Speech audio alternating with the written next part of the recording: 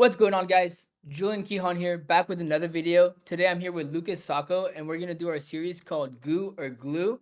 If you haven't seen part one yet, it's on his channel. The link will be down below in the description.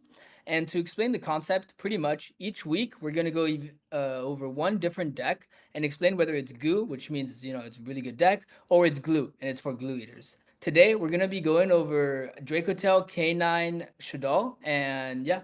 You have any words, Sacco? No, this deck is really one of the most fascinating decks to format because it definitely feels like you're playing just like an amalgamation of great cards that work very well together. And so it's definitely one of the most fun decks to format. I don't know if it's the best, but I guess we'll find out. Yeah. So what's really cool about this deck is that I think it's definitely probably the best fusion deck to be made so far. I think this rivals branded if it's not better than like full power branded, just because of 5 mana, really. 5 mana, giving you the ability to fuse on either player's turn, and then your in-engine cards being able to break board so easily makes it really strong. So going over the list, first, obviously we have the 3/5 mana. This card's a quick effect fuse, which is really good during the main phase, either main phase. Then we have Malulu. Malulu is also a quick effect fuse, but only on the field. So it makes it definitely a little bit weaker, but it's like one of your 4 ways to fuse. Like this deck having 4 ways to fuse makes it so much more resilient into cards like Impulse, Imperm on this card, Ash Blossom on the spells. It's really resilient. Then we have, just a bunch of other engine cards that are necessary for the engine, like Lucius, which searches you 5 mana, or another monster if you need to. Like if you already have 5 mana, you can search Arugula. Yeah, Lucius, I see you, I see you. You can search Arugula or Pan, which are both non-target pops. One for monsters, one for spells and traps, which again, for breaking boards, that's super strong, and they all trigger when fused. And again, like I said, the deck has 4 ways to fuse. Then we have Ketu, which is probably the best card of the deck for going second, just because it acts like Rahu. You can add a monster to your hand and then fuse with it if they control a monster. Again, fusing, trigger effects, breaking boards, really strong. Rahu's the same way, but it fusion locks you, so it's not as good. But it's still really strong. Just the fact that you can't use the versatility of your extra deck, especially in a K9 build where we're trying to do other things other than fusion summon, makes it less versatile, but still strong in the deck. We have the 2 traps. The 2 traps are really strong. They're pretty much just great disruptions. One of them is a bounce on an attack position monster, and the other one is a spell negate, and they both allow you to draw a card. So you can just cycle through your deck, find your hand traps, or find your fusion materials, or find your Shadow Beast for some illegal activities, some evil stuff. And then we have the K9 engine, um, which is really strong for just like making a board, and also breaking a board just pushes through a board. You can like just use them to fuse with 5 mana because you have a fusion monster in the extra deck that allows you to recycle your cards. So even if you use them as fusion material, you can just get them back to your hand anyways. Uh, then we have, after the K9 engine, we have the Shadow Beast, like I was saying before. This card is, if you open this card, it's just a +1. You fuse with it, you draw a card, you can even add it back to your hand. You can make a Winda on your opponent's turn if you open this with 5 mana. It's really, really, really strong. And Winda needs a dark with the Shadow monster, which the K9 engine is really good for supplementing that because it has a lot of darks. Then for Yeah. the non-engine lineup, you see that we don't have a lot of space. That's okay because we have in-engine hand traps like 5 mana and Azuna. And then we use just the strongest non-engine out there, which is just Molcharmies and Nib. Because A, they're really strong. B, this deck likes to draw cards. So if you apply pressure on your opponent, if they make a half board, like I was already saying, this deck has great board breaking capabilities. If you make a half board, then this deck is gonna destroy you, right? Like you have 2 boss monsters. Okay, pop one, pop your spell and trap. Like it's really broken. And then Nib's also really good because even though Nib requires to be paired with non-engine, your engine non-engine, like your engine hand traps, are really good at like forcing Nib through, right? Like you summon a Arthurion and bounce like the Ripper, whatever is preventing Nib from resolving, and then you activate Nib and then you blow up their board, stuff like that. It's really good. Well, one other thing I wanted to talk about with Nib too is that usually Nib is not the best card because people set up like disruptions for it. They make things like Ripper. But what you can do with Nib, which is really cool, is even if they set up like something like Allied Code before you really want to nib them or are able to nib them, it still gets value in this deck because you can go things like Chainlink 1 Nibiru. They're obviously going to activate something like Allied Code or even a Ripper, or even just like any other negate that would maybe even destroy the nib in your hand. And you can chain 5 mana to their effect to destroy nib and fuse with that same nib so you still get value out of the card. You basically force out a free negate they had to use. Then you're able to make Arthalion and basically just like clear the disruptions from their field. It makes it to where the board gets super simplified to play through. One thing I wanted to talk about like specifically with this deck is that this deck is usually best when going second, which is something that we haven't seen since Tempai, but it's not as brainless as Tempai, right? It's not a super Chandra, Dark Hole, Raigeki Chandra. It's not brain dead like that. It's just like the deck has a really powerful cards that get enabled by going second. Things like Ketu specifically. This is like one of the most broken cards I've ever read, and the fact that this was like the slept on card from this like archetype means that people just really don't know what's going on with the deck. Being able to use Ketsu, add something like Pan, and then Fusion because it's built into the card, immediately throw Pan in the graveyard, summon like an Arthalion, which is going to break the board on its own. You get a Pan effect, which is a non-target removal, which also allows you to get more engine, is disgusting. That is absolutely unfair that one card that's supposed to be an engine card became like almost Dark Hole plus bodies. So I think this deck is really just waiting to see its true potential. The synergy between these decks is really wrapped around the fact that there's level 5 monsters in it. People have been trying to play 5 mana with Shadal Beast for a while now because it's the one that pluses you the most when you fuse with it. 5 mana is a 5, Shadal Beast is a 5, Jokel summons 5. That's the main loop, the key between all of them. And then obviously they're dark monsters which supplement fusing with Shadal Beast and a dark monster. 5 mana has like really good synergy with the deck because you're able to add it back in a lot of different situations. It's not locking you. One cool thing as well is that with Shadal Beast, you're summoning Winda a lot of the time. Winda is a really difficult floodgate for you to like push onto your opponent, but also when it comes back to you, Winda's kind of hard to play under. That's not the case for this deck. Not the case of K9. But okay. Winda's a 5. So you can normal summon something like Jokel or Azuna or Lantern even, and you can overlay with your Winda as your 1 XC summon to make something like Ripper, which is going to protect you for the whole turn. And then you can actually loop back around with your 5s into something like Imperial Princess Conquiri and just use the effect to then just revive your Winda to put it back on your field, which just gives you like a very solid push into your opponent's board next turn if you're unable to fully stop them with the Winda. Or if for some reason you have to pass the turn back to them and you're not able to actually put their life points at 0, re-putting the Winda on the field with a board on top of it now is just disgusting. Let's look at the extra deck. Yeah, speaking of the extra deck, one really cool thing about Artharion is that so both Artharion and the other fusion monster, Golamo, they both require 1 Dragotail monster plus 1 monster in the hand. But I think Artharion requires 1 plus, right? It can be more than 1, yeah. So the cool thing about him is that his effect is you get to add back monsters in your grave up to the number of materials used in your hand. And you don't have to just use 1 material. So if you go first and you open Molcharmies, you can just pretty much throw in extra Molcharmies in your graveyard when you're fusing for Artharion specifically, and just transform them into whatever other monsters you had in your grave. So like if you use 5 mana to fuse, right? You have 5 mana plus, let's say, a Molcharmy and a Dragotail monster. You just transform that Molcharmy into your 5 mana back just by sending it to the graveyard for free. So that's really cool. That's a really cool interaction that allows you to play these hard-going second cards, and when you go first, it actually doesn't hurt you to open them at all, as long as you still open your engine, which you needed to do anyways. Yeah, absolutely. So obviously we're gonna play 2 Arthalions. Arthalion's like the main fusion monster of the deck. Guamo is cool, but he doesn't look as cool. And obviously that's like the most important thing when doing it. Guamo's also just like not as good of a card into boards. It does give you some cool interactions, but it has so much play around to it that it's just not the best fusion monster to make. It does have obviously the disruption that comes with it, but the main reason that you're really wanting to summon these guys is you want to get them looping in the graveyard. That way you can continuously summon them back and kind of just have infinite board presence while going into boards and infinite things to fuse with. One really cool thing about what's his name? The other guy? Artharion? Sorry, I'm so bad. I'm like the worst with names ever.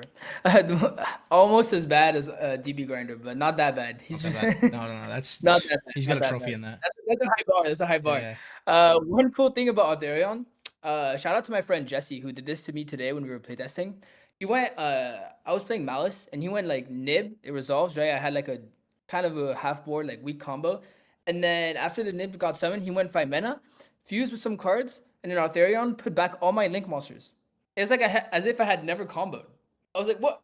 What's going on here? And then he gets to start his turn with Nib, Artharion. I have just a token in defense, and I'm looking at my cards. I'm like, oh no, this one's not looking good for me.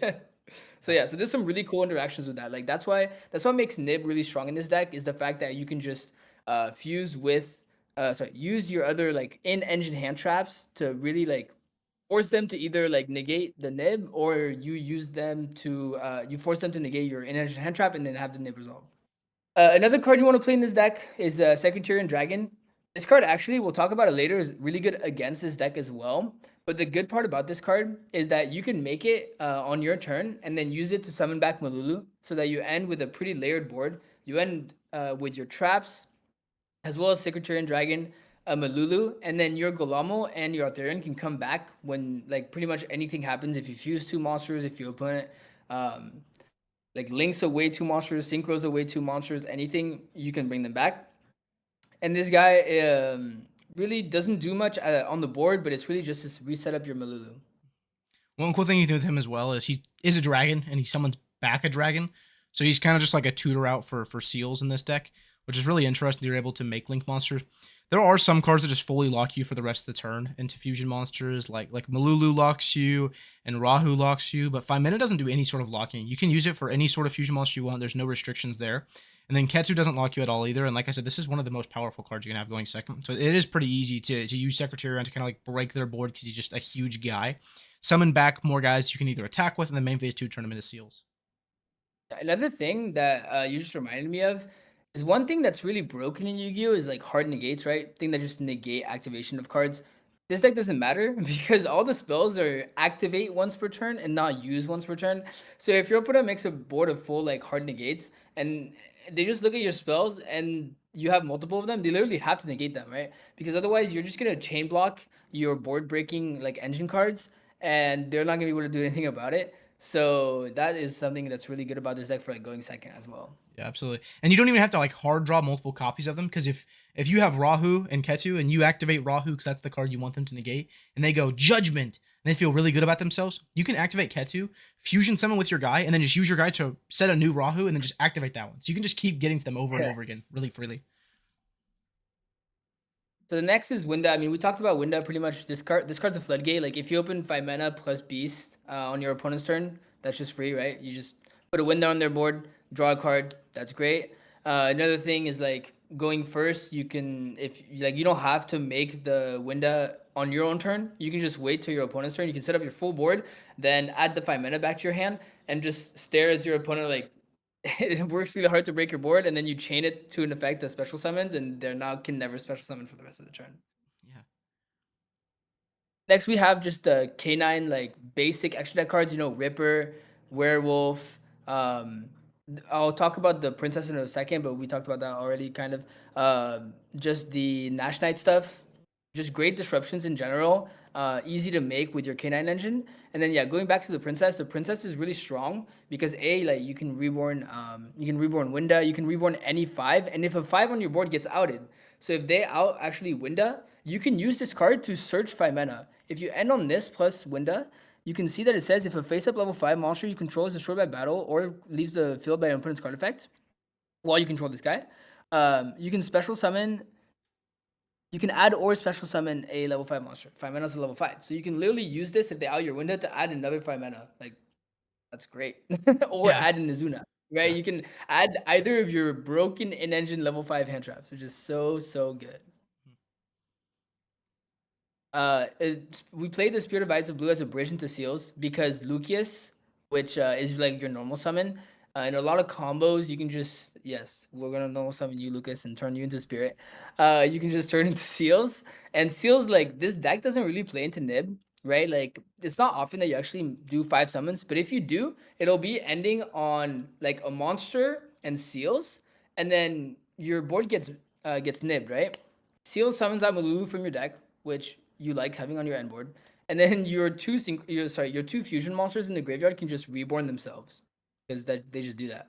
So you literally your board gets nibbed and it all comes back. And you're like, I lost seals. Oh no, like so sad. Yeah. And then last card in the extra deck is just SP. It's SP. You need to play this card right now because it outs Minion. I don't know if you guys watched the Goober Glue video or the How to Beat Yummy video on my channel. But SP is a very volatile card for this format. Definitely needed. The side deck's like fairly generic. I'm not gonna go over like Droll, Lancia. Although Lance has a really cool card in this deck, if you open it against Malice, you like will never lose that duel because Altharion can just recycle it over and over again. Like your opponent is gonna look at that and be like, I know because I've been on the receiving end. And just be like, oh no, infinite Lancias. Like it's actually so sad. Um, Draw is like you just need it against certain decks like Mitsurizio. Phantasma is really cool just because it draws cards, and again, this deck really likes to draw cards to fuse with. Fenrir is another cool card. We put Fenrir in here as like a going first card because you special summon it, you use the effect to add another Fenrir, and now bang, you have a Fenrir on your board, and you have like a free fusion material in your hand that will kind of work like a Moltrami that you can like discard and use to add something else back in your graveyard if you want to do that. And also, like I said, this deck doesn't really play into Nib, which is when like Fenrir mostly shines. Because if your deck already plays into Nib, then you like gain nothing from having the Fenrir because he just gets nibbed away from the rest of your field. And the last card is Meows, just to have like the full coverage of all 9 Moltramis. Like whatever deck you're against, you know that you can have the Moltrami that applies the most pressure to them. Yeah. Well, one other thing I want to talk about with Fenrir really fast is that it also like provides the most coverage across all of like the summon hand traps right now. Whether it's like Magnamut or it's Izuna, it's Holy Sue, it's their Femina, right? Fenrir counters all of those very, very well. You also bring this in going second into the Yummy deck. I don't know if you guys saw our video about Guru Glue with Yummy. We also talked about Fenrir there. Fenrir is really cool going into the board because you can summon him, and if you have more cards that apply pressure, eventually they're going to have to activate something, and you'll be able to Fenrir target their field spell and just take it out of the game fully. There is no playing around banishing a card face down. They can technically use Surprise to like put it back in rotation, but then you got a 2400 monster out of it that's going to get you another body to fuse with, and it's basically force other Surprise on its own. So it's really good into that matchup. And one thing I want to talk about Lancia, Julian's absolutely right. You can infinite Tsukiyomi them with Lancia. Just every single turn, you can Lancia. And it's not just the Arthalion that gets you back to using Lancia every turn. You can also use Conquiri to just keep summoning back Lancia if you want. It's just totally unfair into that deck. Let's look at some of the like tech options and what's really good into the deck. The first 3 that we have here, it's Purge, Bell, and Ash Blossom. The reason I'm pointing out these cards is because you can use all of these cards on the trap card. Being able to like kind of blank the trap because you just had a non-engine card is really good. I will say it's not the highest impact disruption against them because they have so many other disruptions, but it is something that you should definitely know that your hand traps can be used very aggressively into their situation. Then we have Shifter. How do you feel about Shifter, Julian? I mean, this card FTK is Dracotail, right? Like, especially if you go, like, yeah, if your deck can play it in a way, like, especially, like, for example, if you're Malice and you activate this card, it's like, pretty much over for Dracotail. They would need to have, like, Lancia 5 mana, right? Where they Lancia, that way they can 5 mana and, like, not have cards be banished um, on that turn. But yeah, no, the main reason is that this deck is, like, its auto-lose condition is, like, a Dweller condition, right? Like, can't activate cards in the graveyard. But also, if they get banished, is the same thing because they can't go to the graveyard. Now, thankfully, Dweller's banned, right? So, so they can't lose to that card. And Shifter's at 1, so they're actually in a decent spot, right? These cards, like, it's harder for them to get hit by them. Which kind of brings me on to the next one, which is a card that's at 3, but that's not that good into the general meta, which is Retaliating C. And that card is really strong against this deck because the way you fuse, like 60% of the time, well, I guess 50% of the time, but you don't. Mululu's not really how you start, right? So like more like 60% of the time, you'll start by fusing with a spell, and if you chain retaliating C to that, then all the cards get banished, and again, you don't get value from them because they need to go to the graveyard to trigger and get all that value. Actually be very detrimental to them because they're still forced to fuse, right? So yeah, so Retaliating C is actually like probably I would say the strongest card on this list against this deck. The only issue is that it's kind of useless into every other deck. It has some utility against Yummy, but it's not the best. It's easy to out, and they don't usually start with a spell unless it's obedience school. And if they do, they have so many bodies they can just make a cookie, book your guy, and then just keep playing after that. So yeah, so this card's not great overall, but it's really good into this deck. So if for some reason you're like really, really scared of Dracotail, like I would put that card in my side deck, but I'm not saying I'm really scared of the deck or anything. Next is Contact C. Contact C is really good into Yummy if they don't play the out. Into this deck, I think it's kind of mid, but it's cool because you can search it off of Retaliating C. So again, it's kind of a combo thing. Like you can play one with the Retaliating C, and then if they out it, you get to search for it. However, in this deck, they can kind of fuse with it easily, so it's not really great. We just put it on there because it's searchable off of Retaliating C. Fenrir is also good because we play all those, like Lucas was saying, we play those monster hand traps, those in and hand traps that summon themselves. So if you have Fenrir, like they can just banish your Altharion, they can banish your Azuna, banish your all that kind of stuff. So it's pretty good against his deck, especially going into boards. But because like they can't bounce your Fenrir, right? You special summon Fenrir. First of all, you can summon in defense, but you could also just summon an attack as a flex and be like, yeah, you should bounce this guy because I can just summon him right back, right? And just it gets pretty annoying. Then the really cool one, and I know that Lucas is the one that showed me this like a few weeks ago. So if you want to talk about that one, Yeah, so you can actually play Super Poly against this deck. There are a lot of decks right now that have enough extra deck spots in their deck to play Super Poly without like really hindering themselves. And the Secretarian Dragon is of course a great extender in the deck, but it's also like the most detrimental card you can summon against this deck because besides the effect that it has just to, summon a dragon or a spellcaster from your graveyard, it also has this random effect here that says while you control this fusion summon card, your opponent cannot activate the effects of special summon dragon or spellcaster monsters they control.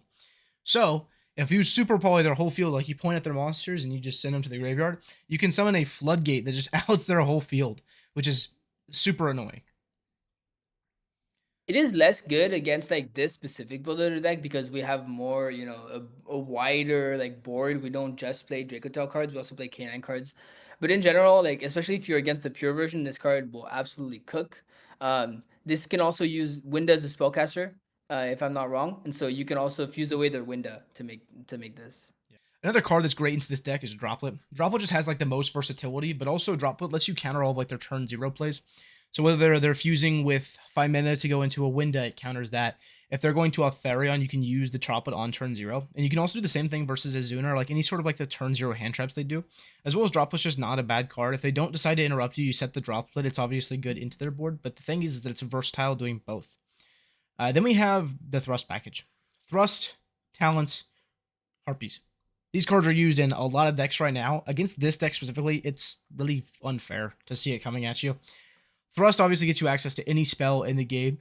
If it's a mirror match, they can just add a like Rahu or a Ketu as soon as you fusion summon or do anything on turn 0, and that just feels unfair. But most of the mirror matches aren't going to be playing Thrust in them. Some people cite it. I just don't think it's correct to cite either, but it is something that could happen.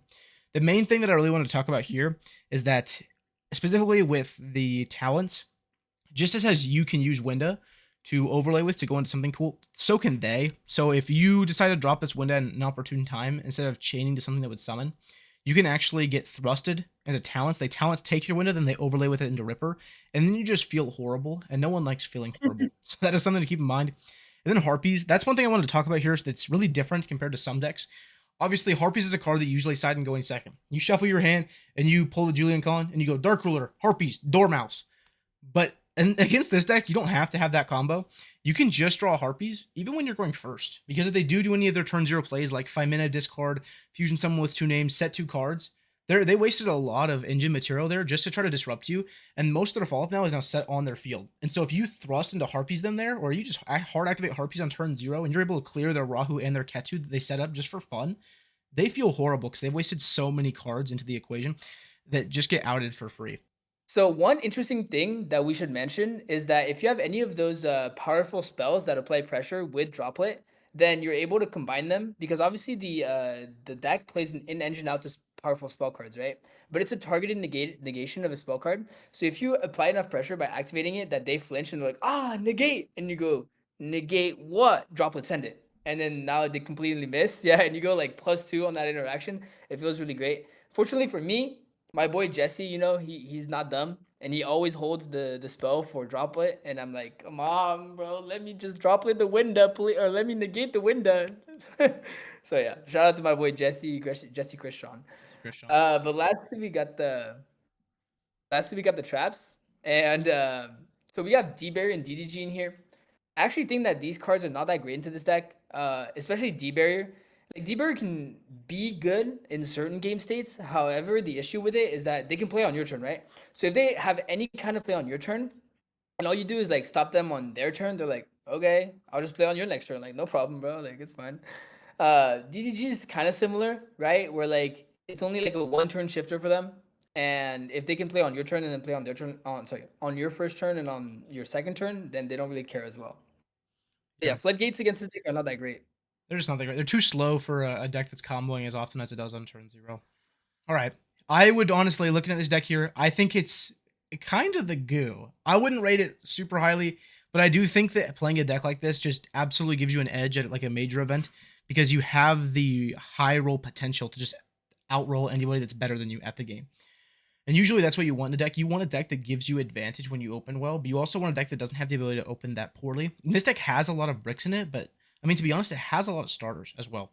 I think I'd give this deck like a solid 7.6, maybe 7.7. If 10 is the best tier limit it's ever been, like YCS Lyon, whatever that one was, the European event where they had like tier cash and full power tier, if that was the 10, then I'd probably put this deck like a 7.6, 7.7. And to remind everyone, in your video, what did you give Yummy again? I said 7.8, but I would like to retract that and put it to like a 7.5. Okay, okay. So you think this deck is better than Yummy, just Yeah. generally? Okay, yeah, I like that. And so just to preface from mine, I think I gave Yummy like a 6.5, just because I think the more I play Yummy, the more I realize that deck is not that good. I think I'd give this deck like a solid 8. I'm not gonna lie. Like you said, this might be the goo. Like this deck is kind of creamy.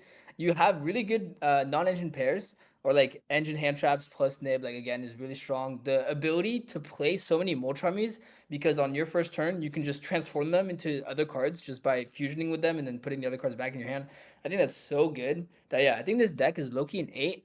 And if you can like this deck, I don't think it's solved at all yet, right? Like people aren't really focusing on this deck. I think if you spend the time to solve this deck, you might actually just come out with like a YCS winning list. Yeah, So yeah, absolutely. so that's it for the segment. You know, goo or glue. Turns out this one might be the goo. Might be the goo. And go check out Lucas's video again, part 1 in the description below. And thanks for being here, guys. Bye bye. Ooh, I did want to say one thing first. In the thumbnail, there's a little glue guy. Please give us suggestions as a name for the Oh little glue yes, guy. we need to name him. We need to name him for the series. So yeah, thank you. Yeah. Bye bye. Thanks. Bye.